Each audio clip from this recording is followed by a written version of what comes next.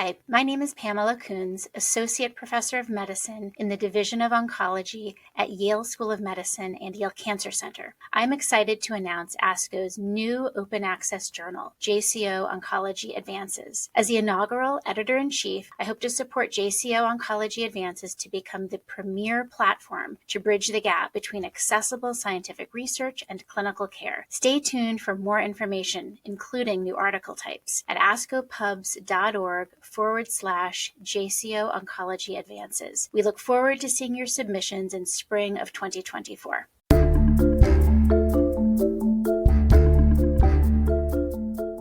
The purpose of this podcast is to educate and inform.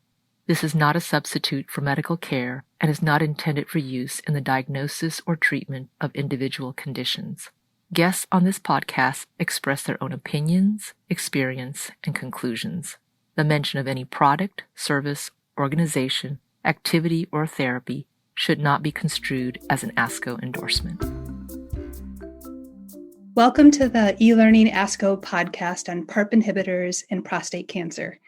I'm Lisa Holle. I'm an associate clinical professor at the UConn School of Pharmacy, and I practice at UConn Health's Carroll and Neag Comprehensive Cancer Center in Farmington, Connecticut. I'm joined today by Dr. Pedro Barata from Tulane University in New Orleans. It's great to be here with you. Same here. So Lisa, I know we'll be talking today about, PARP inhibitors in prostate cancer, and it's kind of a kickoff, what do approvals of the different PARP inhibitors for patients with advanced prostate cancer mean to you? Yeah, this is a really exciting time in prostate cancer because this is really the introduction of precision medicine in the treatment of metastatic castrate-resistant prostate cancer. So this is a group of patients traditionally who can benefit from PARP inhibitors that have not had good responses in the past to our traditional treatments. In fact, it really does allow these patients who would be eligible to receive PARP inhibitors to have an extended time on active therapy. Now, as we know with metastatic castrate-resistant prostate cancer, we can't cure the patients, but we can extend that time that they're on active treatment. In fact, in the two studies that were conducted, the PROfound study evaluating olaparib and the Triton-2 study evaluating rucaparib, the progression-free survival time on average was about 8 months. And in the PROfound study, which compared it to our new generation hormone therapies, that really doubled the progression-free survival time. And recent overall survival time was also improved by about 5 months. So this is really a significant advancement for these patients. And it really underscores the need that we have now for our metastatic patients to do germline and somatic mutation testing to see if they might be eligible for these treatments in the future. So, Dr. Barata, who do you think could best benefit from the PARP inhibitors in prostate cancer? Yeah, no, so it's a great question. By the way, great introduction to the topic. And you did touch base on something very, very important. And I think it's a perfect segue for your question, which, has to do with, can you identify the good actors or the patients are likely to respond, right? So when you think about, how these drugs were developed, we started by classifying this group of genes known as DNA repair genes, right? Who have this job or function of repairing defects at time of cell replication. And so, among these different genes, we start talking about BRCA, BRCA1, BRCA2, ATM, CDK, RAD51, FANC, etc.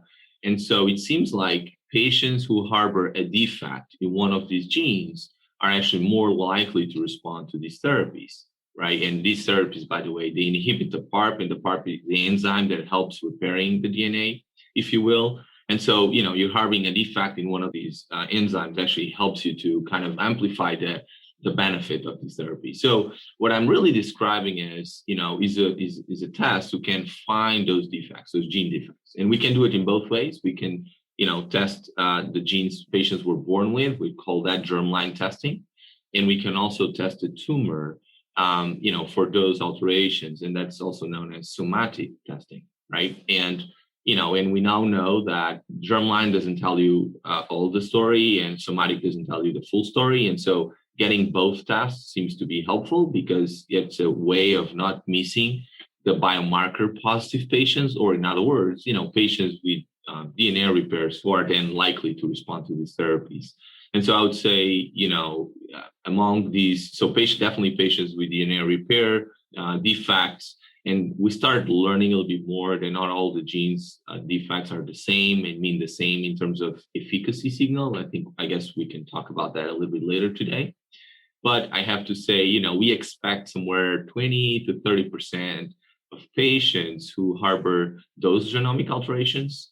And so we're talking about, a subset of patients within the group of advanced prostate cancer who really harbor those gene defects. And based on the data we have today, are destined to do better on these agents. Now, if we don't test, we don't find, right? And so that's something that I think the clinics overall or across the country and really around the world are now adapting to develop an easy way to start offering germline and somatic testing to those patients, because it does impact our therapeutic, decisions. And so I just alluded briefly, and you did say, Lisa, did talk about Profound and Triton that developed respectively olaparib and rucaparib, right? Do you have any thoughts about factors that makes you choose one versus the other? Is that something that you kind of use in clinic and to go through that thought process? Tell us a little bit how it goes when you get to pick one agent. Yeah, I think, as we think about new agents that are available for each of our individual patients, we have to think about patient characteristics, I think is one big factor, such as comorbidities. For example, in the Profound study, I think they had an incidence of deep vein thrombosis and pulmonary embolism that was relatively small, but it was in the range of 4 to 7%.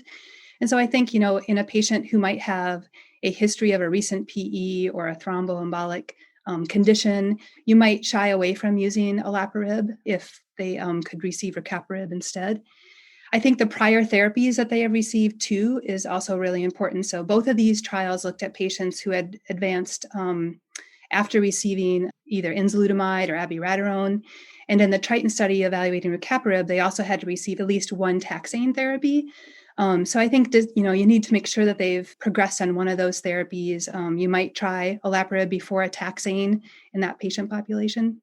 So basically what you're saying, because I think it's very important message, is not that we believe agents might be different mechanistically, right? But the way we develop drugs in the oncology world is based in the setting they were developed, right? So you're basically describing different patient characteristics that were enrolled in Profound and Triton, and how that led to a different approval, specifically regarding chemotherapy. Is that it? Right, exactly. And so I think, when you're trying to decide between two therapies that have similar outcomes, are used in a similar population, and trying to figure out which one might be better for that particular patient, I think these are some of the things that we think about. Mm-hmm. Certainly, insurance approval could be a possibility, although I would expect that insurance would cover both of these agents. They're FDA approved. They do have some different indications that we can talk about a little bit more specifically as we talk about the specific testing that's done and what mutations were found to be most beneficial from these agents. But also, I think performance status is something to consider. So when we get to later lines in therapy, sometimes our patients have poor performance status. And as with all clinical trials, we enroll patients with good performance status. I think the Profound trial enrolled ECOG 0 to 2, and Triton 2 enrolled 0 to 1 performance status on the ECOG scale. So again, well-performing patients. It doesn't mean that our poor-performing patients can't receive these drugs, but they may not have the same outcomes and may have more toxicity. No, it's interesting that you brought up access. I don't know your experience with that. I actually had a story I can share now or later. Absolutely. That I was so here in our clinics we do test everyone, and we'll talk a little bit about that in a minute.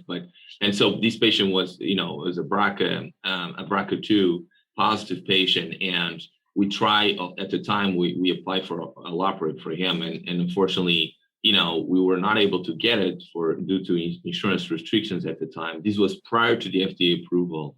And so we gotta be creative, and we went with a platinum containing regimen as an alternative, and it turns out it worked really well. And as we know, there's significant data out there, but basically demonstrating an increased activity of platinum containing regimens for patients with DNA repair gene defects. And so that patient did respond well, and so he got some carbo plus cabazitaxel at the time, and he completed 6 cycles, went on observation for a while on a chemo break, as we call him. And then he progressed a few months later. And at that time, we reapplied for a PARP inhibitor, and he got approved that time. We actually, so we got rid of the obstacle that we had the first time around, that we encountered the first time around.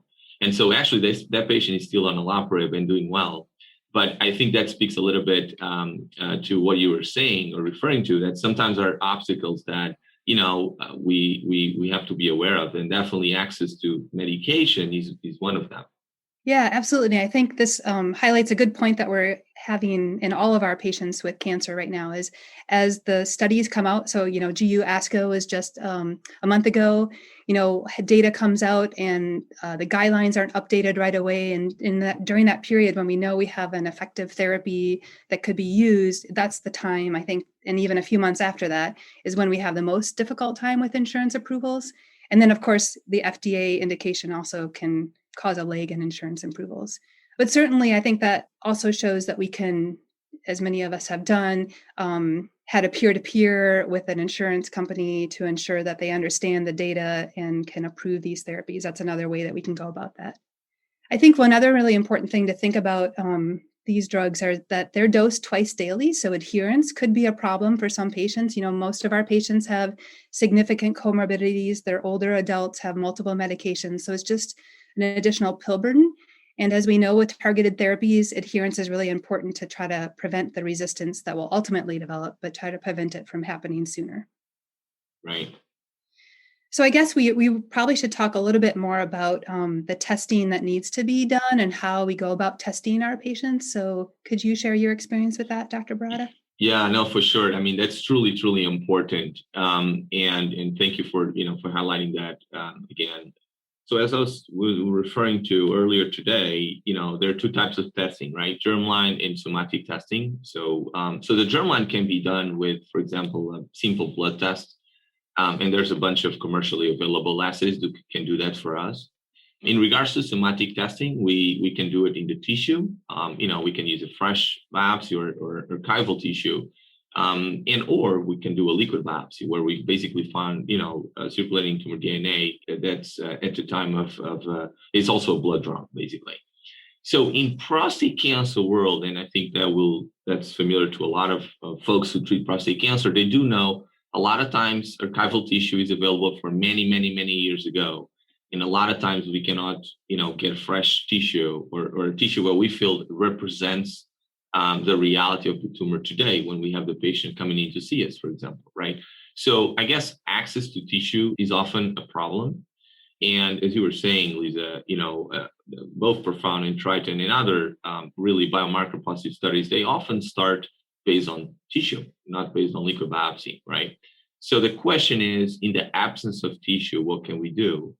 And, there's an emerging number of studies have shown good concordance between liquid biopsy and tissue. So I'll tell you what I do. We do favor tissue sequencing, and there's also a number of commercially available assays out there. And when I don't have tissue available, and I really think we should do somatic testing, I use the liquid biopsy as a surrogate, if you will. It's not perfect, right? Because, unless the tissue and liquid biopsy are kind of collected around the same time, and even though the panels are different, so there are all these differences in there. But I think if we find, in this case, a gene defect with a good allele fraction, at least in my experience, I had that a few times, I did not encounter obstacles to access to a PARP inhibitor. But I still favor tissue because that's where the data was developed. And so that's just my style, right? I try to be data driven as much as possible, or germline, right? If I have a germline, more than likely it's going to be in the tumor, right? Because all the cells would have it, but not necessarily. But anyhow, if I have a germline test positive or tissue positive, I'll use it. If I don't have tissue and I have liquid biopsy, I would still try it. But that's kind of my go-to, right? Now, I do, based on my conversations with my colleagues from the community, there's a little bit of still a concern about what to do with the results. Meaning, if you don't test, you don't know. But if you test and something positive comes back, you need to sit down with your patient, or at least provide some kind of explanation and understanding. And some of us more than others are a little bit less familiar with some of the genomic alterations we can find. And I don't know all of them, to be honest, and they can create a challenge. So sometimes we don't test because concerned about the results. I would like just to highlight the fact that these commercially available assays, they do a good job, even a better job now than before in terms of providing genetic counseling, sometimes online or over the phone. And actually some of my patients have used that in addition to just kind of, go through the results with me. So that's something to be aware, and it's simple to do, right? And we talked a little bit about reimbursement, especially before the approval. So approvals is based on the setting, right? So if I want to do, for example, recovery to a patient who did not get chemotherapy, it can happen that insurance will, the payer will say this patient needs to receive chemotherapy first, because that's based on how Triton was designed, right? And so you have an alternative, which would be olaparib, that doesn't require prior chemotherapy, and that doesn't speak anything, as you said, regarding which agent is best, and I'll defer. You did a great job in terms of breaking down in terms of safety profiles and the differences. But my point is, knowing when the medication was developed helps when we ask for that therapy for our patients, right? And then, the last point I would like to make is, in addition to the therapeutic implications, especially with germline testing, I think, it's important to be aware of the familial implications, and so some way or the other, germline test assays do provide support for family members to get tested. So here in clinic, when we test them, they basically, family members get tested for free if the patient is positive. And as long as the patient agrees with it, because he's actually the one who provides us the information to reach out to family members.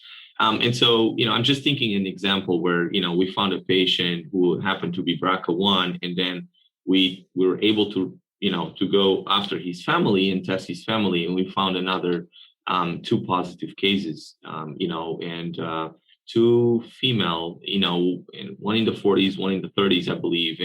And so I actually think we did change the future for those 2 individuals. So the implications that go beyond the patient in front of us are actually huge, right? I have another case in kidney with a genomic alteration where we had, since this patient was diagnosed, and this is not a kidney cancer conversation, but since this patient was diagnosed, 3 others developed cancer, and we found another 4 patients who harbored that genomic alteration. In that case, it was a BAP1. But so I'm just sharing the potential, implications for family, which I think is huge, because our care goes beyond the patient in front of us, right? And sometimes it can impact what we do with the family. So that's, so the bottom line to me is, if we don't test, we don't find. It's okay not to know everything about the test results. And there's more resources out there that can help us with that. And the implications of testing are significant. You make an excellent point on those things. The other question I had for you is, I think the guidance right now is that we do somatic testing at the time of development of metastatic castrate-resistant disease, but there's also some suggestion that we should repeat that somatic testing when somebody progresses after a treatment, right? So do you do that routinely, or how do you think about that? That's a great question. And, and obviously I'm biased because we do research in addition to, standard of care approach. So I have to say what I do in here at Tulane, we basically test everyone for germline at time they step in the clinic with metastatic disease. We have the discussion for recurrent disease, no mets, and then for high risk as well. So that's in regards to, as far as germline testing goes. In terms of somatic testing, I also had one up front. The reason why if I have tissue, and I'll use the tissue. If I don't, I do liquid biopsy before I start systemic therapy. The reason why I do that is because it helps me to plan. And I think, as one of my former mentors taught me, I guess, was that as an oncologist, we always like to anticipate, and we always have a plan B. And I love anticipate, right? I hate surprises. I only like surprise at home. I don't like them at the office, and so having that information allows me to plan things when option A won't work for them. So a lot of times I get the testing here, back, and I'm not even doing anything with it in terms of the PARP inhibitor, for example, right? Because to your point, they are approved in the metastatic castration-resistant setting, and a lot of times I do it for castration-sensitive setting. So what do I do afterwards? Well, and that goes a little bit in the research side. We do a lot of serial sequencing, tumor sequencing, if you will. Germline, we only do it once. And the reason for that is we do see changes over time, meaning exposure to treatments has the ability to impact the molecular phenotype or the molecular makeup of the tumor. So that's the reason why we do it. Does that happen a lot? I don't think, or at least that it's targetable. The answer, I don't think it is. But for me, and we published something about MMR, MSI, where we've shown that, MSI might be acquired, over time that goes beyond the germline. And so, as an example, if I find one additional patient that is able to get benefit from a target therapy or immunotherapy that would not otherwise, and would never offer him that therapy, to me, that's a lot, right? That's very significant for that patient in front of me. So having that repeated, it's important in that perspective. It's not ready for prime time, in my opinion. I think we should, if we can, I think we should do it. But right now, the data is still lacking, or the strong data is still lacking to provide guidance in terms of how often should we be testing these patients and when, right? And what after what therapies. So those questions remain unanswered, which are great. I mean, are very important questions. I just say, if you have the ability to do it, why not do it? And so, Lisa, so it's kind of a good segue to the next portion of it, which has to do, we talk a lot about, olaparib or rucaparib, similarities, differences. Can you basically, expand a little bit about, how do you choose them, and a little bit about the approvals and how that impacts your treatment decision? I know you talk a little bit about it, but can you highlight, us on the safety profile and toxicities a little bit more? Sure.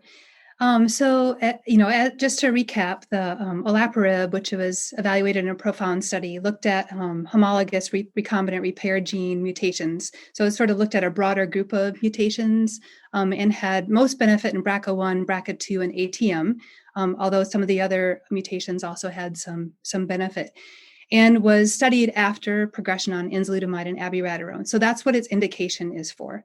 Rucaparib is indicated for patients who have a BRCA mutation, germline or somatic, who progress after abiraterone or enzalutamide and at least one taxane. So that's sort of the difference in terms of the indications and how they were studied.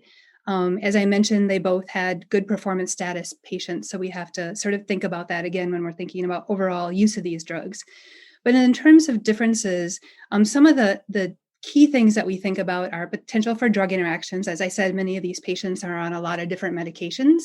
Rucaparib has several different cytochrome P450 interactions that can occur, so it has more potential for drug interactions than olaparib does. Olaparib needs to be dose adjusted for patients who have renal dysfunction, has that incidence of VTE that was higher than the comparative arm in the PROfound study. So that's something to consider. And then I think with olaparib, there are some other laboratory abnormalities that we don't tend to see with olaparib. So with rucaparib, we can see LFT elevation, elevations in triglycerides, alkaline phosphatase. So just something to be aware of. It doesn't often require a necessitation of discontinuation of the drug, but can happen, and also is associated with a rash. So those are some of the differences between the drugs. Yeah, that's a great review. In clinical practice, and I know you've used both, right? Anything that you think differently, like when you have a patient on olaparib or a patient on rucaparib, is anything that is a red flag for you, or at least is rings a bell and say, hey, I should be thinking about this. Tells us what you're thinking. Yeah. I mean, one thing that for those providers who work with multiple tumor types, so we use these drugs in ovarian cancer patients, obviously. And in that population, there actually is the risk of developing myelodysplastic syndrome or acute myelogenous leukemia. And so far, at least with the data that we have in the PROfound and the Triton studies, we didn't have any incidence of that reported to date even though these patients have received potentially some other chemotherapy agents that could put them at risk. So I think if you've used these drugs in other settings, that might be something that you're concerned about, but we haven't seen in the prostate cancer population. And then I think, we do see cytopenias that can occur just as a result of the mechanism of drug, and we have to monitor the complete blood count with differential in these patients. But I think as oncologists, we're very familiar with managing these patients. They often don't need dose adjustments or discontinuation due to cytopenias. They're relatively mild. They also can cause nausea, so we just have to make sure our patients have an antiemetic at home, and we continue to make sure that they're benefiting from either using that or understanding that doesn't necessitate skipping the drug because they're not feeling well. So it just requires some sort of monitoring of those patients. I think those are the biggest things that we tend to see in our patient population. Yeah, no, that's good. And you remind me that so those are very important points, safety wise. I was thinking, if I have a patient in front of me that has not received chemotherapy, for example, and he's now progressing on Aviarenza, right? And let me say, because I just got a patient like that recently. And so when would be the time where I would probably not choose a PARP inhibitor and I would choose something else, right? And I think, and so as we learn a little bit more about the different homologous recombination gene defects, right, we start to understand that not all those defects are the same or mean the same in terms of what we expect from these therapies. And so I was thinking of a case where just based on the genetic information he had, so we basically came for a trial, second opinion, he actually was, he couldn't make the trial, but he happened to harbor a CDK12, which is approved, by the way. If we look at PROfound, right, as you mentioned, this would be a patient. We actually had a report when I got the report back, and he was reading the report. Good doc, I'm going to get a PARP inhibitor because they were there, right? He said CDK12 benefit PARP, and then and I was actually not convinced that would be the best option for him, and I'll tell you why. I mean, he actually was symptomatic. And I basically showed him the breakdown, right, of the PROfound data that basically suggests minimal activity of a PARP inhibitor for those patients, for example, right? So, which is a little bit interesting, to be in clinic, right, with a piece of paper saying you're going to benefit from something, and the physician might be telling him, well, let's not go so fast, right? And this is why. And I pulled PROfound. I told him the story about Triton that had a CDK12 cohort that was, discontinued due to lack of activity. And so, I thought for him, a different approach, chemotherapy approach would be a better choice for him. And I did not go with a PARP inhibitor. And I think, to me, as we learn more about what the different genomic alterations do mean and what do we expect with them, I think we're going to have these discussions more and more. Meaning, it's not like, you hit the checklist of homologous recombination gene defects, you should get the pill. I think the discussion goes beyond that, and it takes into consideration several different factors.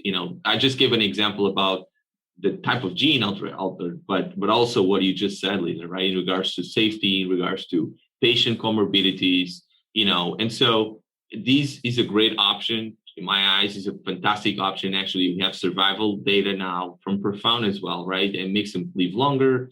It prolongs time to progression. And so it's definitely a huge advantage that we got in the prostate cancer world, one of the recent developments that are truly meaningful to patients. But I don't think it's still applicable to all of them, right? And so I just, as you were talking about safety, et cetera, I just, remind myself of that case because it reminds me not all genomic alterations mean the same. And speaking of that, it will be interesting to see. One of the things that are coming up in the future is we do have these broad studies that test PARP inhibitors for unselected group of patients, regardless of their molecular phenotype, right? So that will be, to me, it's a very interesting group of trials because we don't know whether or not we're going to see an advantage there. But I think it's very interesting to explore that concept because it would take us beyond the selected group of patients based on the biomarker to a more, broader application and use of those therapies in the advanced prostate cancer arena. I don't know your thoughts about that, Lisa, and whether or not you want to share other thoughts about what's coming up. No, I think that's an excellent point. It'll be very interesting to see the results of those trials. Before I talk about some of the other things that would be interesting and what we hope to see from these drugs, it reminded me when you were talking about that patient who you chose not to use a PARP inhibitor, even though they had a HRR mutation. Do you in your clinic allow for more time in those conversations where you have to go over the results of their sequencing? Yeah, no, great question. So because I do it in advance, right? I do it and I do it over time. So yes, the answer is yes. We go over the genetic information over and over again. And that's one of the reasons why I do it, as soon as I meet with a patient, because that allows me, I don't expect this information to be well captured the first time. It's very complicated, and sometimes we still struggle, right, ourselves in understanding exactly what that means. And so repetition is very helpful, and to go over the data and just explain the data differently. And so that happens a lot with me. So I do know I have a number of patients who have castration sensitive who I know they harbor BRCA or whatever, CDK12 or something else. And I do bring it up through our meetings, right? I do say, listen, this is great. This is working great for you. Remember, we have this genomic alteration that does this, and this opens the door to more options in the future, et cetera. So I try to remind the patient and myself of that over and over, so that if we have to use that information, he's already familiar with it. I hate to chase the tumor. I hate to be behind the cancer like that. That feeling when the tumor is progressing, you're chasing the cancer to regain control of the disease, right? So I like to, or try to at least, be, 1 or 2 steps ahead, anticipating what might happen, right? And there's a lot of factors that help us to do that, but certainly testing them early helps us to accomplish that. So that's something that I do, and it helps me as well to be more comfortable in clinic. Yeah, we do a similar thing in our clinic. I think it's really beneficial to do that because I think patients sometimes hear about precision medicine and they feel like if they have this, super medication that matches their tumor, that's going to be the silver bullet to their treatment, right? And that I think is something that we have to often play down and explain, what this really means, and that this is, something that can be used later on and isn't quite as magical as they think it might be. So I think Right. that's a good way to do it. Yeah, I think no, sure. one of the things that we don't know, and this is true of most targeted agents, like if you fail one PARP inhibitor, can you have a benefit from the other PARP inhibitor? Or, should we use a platinum-based therapy first before a PARP inhibitor? And I think those questions are interesting and yet to be answered. Yeah, no, that's a great point, right? I mean, I have the feeling that they might not work the same way, right? So we don't have data so far that categorically shows us that one PARP after the other would work. However, we can look at our friends from other tumor types and see that that approach has not been, followed. And so I wouldn't expect that to be the case. In regards to platinum and PARPs, that's a different story. I can see in the future patients receiving platinum after PARP inhibitors and not the other way around. I mean, the other way around probably would happen if there's some difficulty with access to the PARP therapies, but we tend to use novel therapies more than the old ones, right? And platinum has been around for so long, but and it's still a great therapy, especially combination, right? And as we now have, among other pieces of data, we have the data from Houston group with cabazitaxel combined with carboplatin, right, which was published about 2 years ago.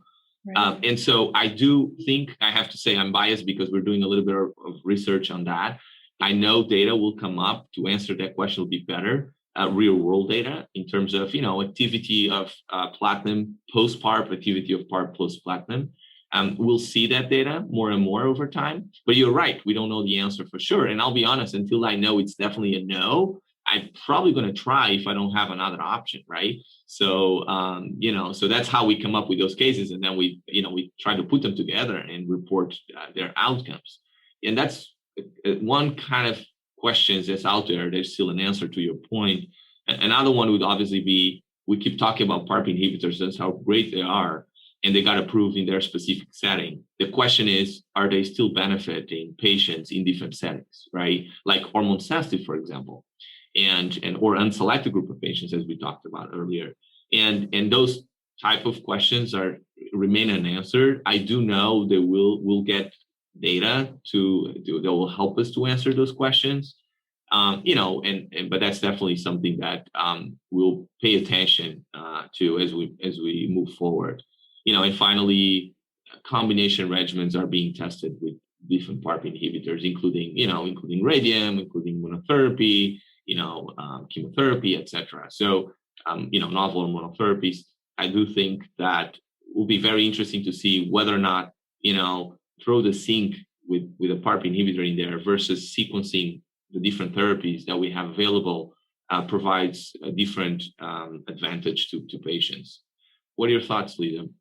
Yeah, no, I think all of those things are, considerations that are likely to have answers in the relatively near future as we get through those studies. I think, it's interesting to think like, is there a group of patients who don't have metastatic disease, probably who have these, germline mutations that could maybe benefit from a PARP inhibitor very early in treatment so that they don't progress to metastatic disease. But that obviously is quite far in the future in terms of where we might have these drugs, but not something that we should consider and evaluate at some point. Yeah. I think, novel other PARP inhibitors, I'm not aware right now of things advancing quite quickly in that area, but that's another area where we might have new agents that could have similar mechanisms of action that could be useful as well. Right. No, that's great. That's a great point that you bring. Yeah. Thinking about the non-metastatic space, right? I feel like today we've been talking a lot about metastatic and setting, but you're absolutely correct. There might be an impact in the non-metastatic setting as well. No, I mean, I think this was a great conversation. It's always a pleasure to, talk to you about any topic, really. But it was great to talk about prostate cancer. Let me ask you, Lisa, do you have any final take-home points for folks who might be on the other side, hearing us? Yeah, I think the biggest thing is that this is an exciting new era, right, in this metastatic castrate-resistant setting, and that we need to be mindful of the data that's coming forward. So we have, just recently the overall survival data published from Profound and updates that continually come out. So I think it's important just to stay up to date with this information, to make sure that you're aware of the toxicities of these new drugs as we continue to use them. And don't be afraid to have those conversations with patients about how this might be something that could be part of their therapy in the future, but have those conversations early. Yeah, no, that's a great summary points. And for me, I love to highlight the importance of testing, and I think we covered the safety nuances that you did a great job at telling me and the folks out there about it, and exactly what you just said, what's coming up in the future, and these are for sure great news for patients who unfortunately were diagnosed with advanced prostate cancer. All right, well, Lisa, it was a pleasure talking to you today, and thank you for ASCO for putting this program together and allowing us to discuss a little bit about PARP inhibitors in prostate cancer. So thank you, and have a good day. Yeah, thanks, Dr. Barata and ASCO. This was a great conversation. Thanks. Thank you.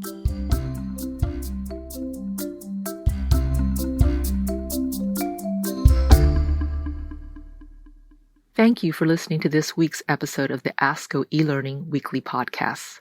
To make us part of your weekly routine, click subscribe. Let us know what you think by leaving a review. For more information, visit the Comprehensive eLearning Center at elearning.asco.org.